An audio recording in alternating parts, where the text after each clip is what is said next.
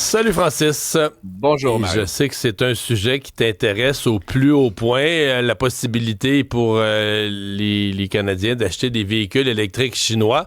Et les choses ont changé au cours de la nuit, là, pour nous. Oui, oui, effectivement. Puis c'est drôle parce que j'avais pris un pari là, avec Ah oui? certains collègues. Là. Ben, moi, j'étais convaincu que la mission de Mark Carney en Chine serait une mission très soft, là, on peut dire, là, tu sais, où il n'y aurait pas de nouvelles annonces, où tu sais, on dirait qu'on est beau, OK, puis donc qu'on t'as aime perdu ton ça. pari. J'ai perdu mon pari, puis Oh, honnêtement, oh, oh! c'était comme gagnant-gagnant. Fait que ça, je gagnais mon pari. Mais là, finalement, ce que je gagne, entre guillemets, comme tu le dis, c'est que moi, effectivement, je suis un enthousiaste de véhicules électriques. Puis, clairement, là, ce qui a été annoncé aujourd'hui là, en Chine et donc cette nuit ici au Canada, c'est que le Canada et la Chine sont arrivés à une entente qui va permettre aux Chinois d'importer 49 000, en fait, de vendre, hein, c'est ça qui est intéressant, 49 000 véhicules par année au Canada. Juste pour remettre ça en perspective, là, mettons une marque comme Hyundai vend autour de 130 000 véhicules par année au Canada. Les leaders de marché, General Motors, Ford, vendent 270, 280 000 chacun. Là, fait que c'est quand même une petite quantité, mais on Le s'entend, gouvernement Mario, dit que c'est 3% de tous les véhicules. Ça représente 3% de tous les véhicules vendus au Canada, mais c'est quand même une percée, là. 49 000, c'est quand même significatif. Oui, puis j'ai bien hâte de voir parce que justement, comme tu le sais, Mario, je l'ai dit souvent, ces véhicules-là, ils sont disponibles dans d'autres pays occidentaux, notamment beaucoup en Europe. C'est la folie, là, je veux dire, c'est des véhicules de grande qualité avec beaucoup d'autonomie et qui se vendent peut-être pas la moitié, mais pas loin du prix T'as vu le de leur communiqué? rival. On dit que la moitié de ceux-ci, le gouvernement canadien souhaite que la moitié de ces véhicules-là soient dans la catégorie abordable.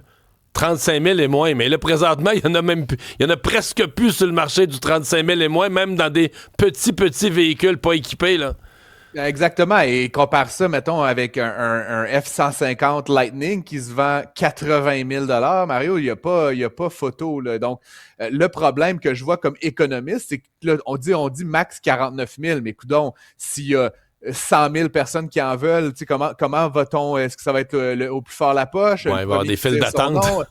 nom? Des files d'attente. Mais, on l'a vu, ça, d'ailleurs, tu te rappelleras, Mario, les premières années, quand Tesla là, produisait à très petit volume, les gens revendaient leur véhicule le lendemain plus cher qu'ils ne l'avaient payé. Un an plus tard, ils l'avaient vendu. Donc, en tout cas, ça va être intéressant, cette espèce de pénurie qu'on va créer sur un Ouais. bien, je pense, À qui va moins, être très en demande. à moins que les gens n'en veulent pas. Là. Tu vois, il y a Eric qui nous écrit, qui dit qu'il comprend. Là, la Chine n'est pas notre ami.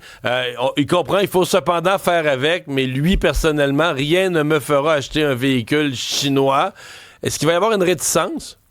C'est sûr qu'il va y avoir une réticence, mais comme certains, Mario a une réticence à acheter un véhicule américain ou coréen ou peu importe. Je veux dire, chacun nos préférences. Moi, le signal du prix, Mario, là, il nous fait passer par-delà bien de Nos principes. principes. Là. Tu sais, quand tu as le même char avec beaucoup d'équipement, avec beaucoup d'autonomie qui te permet justement d'arrêter de payer du gaz à toutes les semaines et qui te coûte 28 000 là, il n'y a pas grand monde qui vont... tu sais, oui, la Chine. Mais tu sais, d'une certaine manière, Mario, je comprends ce qu'on dit. Les États-Unis sont nos alliés de toujours, c'est nos voisins, il faut continuer à commercer, mais je pense qu'on est entré dans une nouvelle ère que M. Trump a inaugurée, puis tous les pays sont là-dedans, de pragmatisme. Les Chinois sont pas nos amis, mais les Américains non plus, puis les Français non plus. On n'a plus d'amis.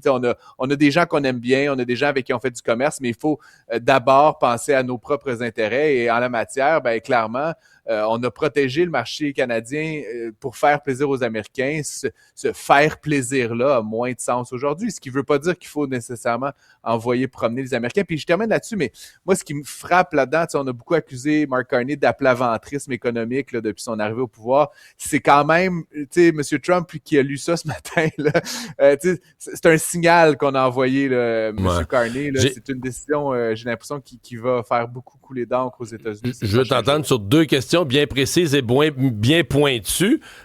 Au-delà du consommateur pour les véhicules électriques, on comprend que M. Carney fait un compromis. Là. Il laisse entrer les véhicules électriques chinois. En échange, on obtient, on fait lever sur notre canola, on fait lever les droits de douane chinois.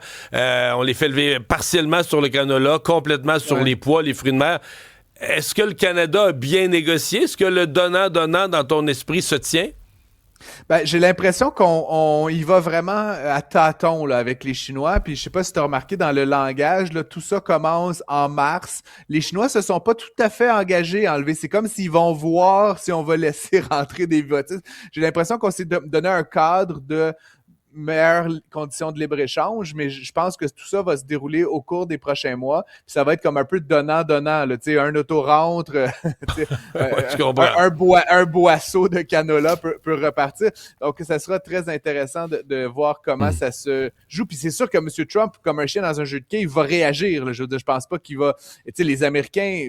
Plusieurs d'entre eux souhaitent éventuellement avoir accès aux véhicules électriques chinois eux aussi. Ça va évidemment ruer dans les brancards. Les grands manufacturiers automobiles vont certainement être très insatisfaits de cette décision. Doug Ford, on le sait, s'était opposé à tout ça. Bon là, il était question que les Chinois peut-être investissent ou même reprennent. C'était ma deuxième question. Est-ce que tu y crois? Est-ce que toi, tu penses que c'est de la frime ou est-ce que tu crois... cette espèce de rêve ou de scénario d'obtenir. Puis là, nous, on vient d'être échaudés par Nordvolt, mais les Chinois sont très en avance, là, des usines de batteries ou carrément un fabricant automobile chinois qui installe une usine au Canada. Ça te paraît-tu plausible ou complètement sauté? Pourquoi pas? Puis, tu sais, honnêtement, à l'échelle de la Chine, Mario, venir puis mettre un petit milliard au Canada, tu comprends que je suis même pas sûr s'ils vont demander des subventions, là, tu comprends? Fait qu'ultimement, je crois que les Chinois ont beaucoup à gagner aussi, fait qu'ils vont fort probablement vouloir montrer patte blanche. Puis, encore une fois, les Chinois jouent leur game, puis le Canada sert quasiment de pion aussi, là, soit dit en passant. Tu sais, faut pas être dupe, là. On est comme le ballonné dans la sandwich entre deux superpuissances. Puis bon, tu sais, si les Chinois, ils peuvent mettre un petit milliard de dollars puis venir en créer une usine à 3 kilomètres de la frontière américaine. Tu peux croire, Mario, qu'ils vont être ravis de le faire. Il y a Serge de Montréal, lui, qui s'inquiète sur la sécurité informatique. Il dit, moi, je me rappelle des enjeux avec Huawei.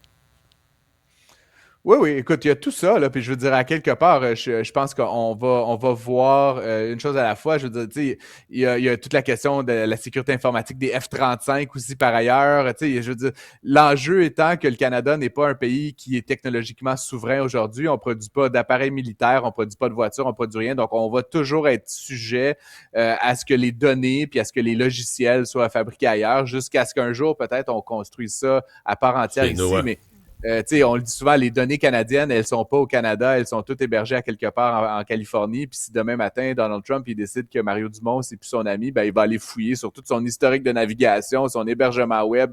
Puis tu sais, je sais pas si tu vas trouver, Mario. Hey, je voulais terminer parce que j'ai croisé un auditeur, Mario, qui nous écoute depuis le jour 1 de Cube. C'est Stéphane Bonin, puis je voulais lui lever mon chapeau. C'est vraiment là, un fidèle. Écoute, il me parlait de comme chacune des chroniques que j'ai faites dans les 3 dernières semaines. On le salue ce matin. Bye bye, bonne fin de semaine.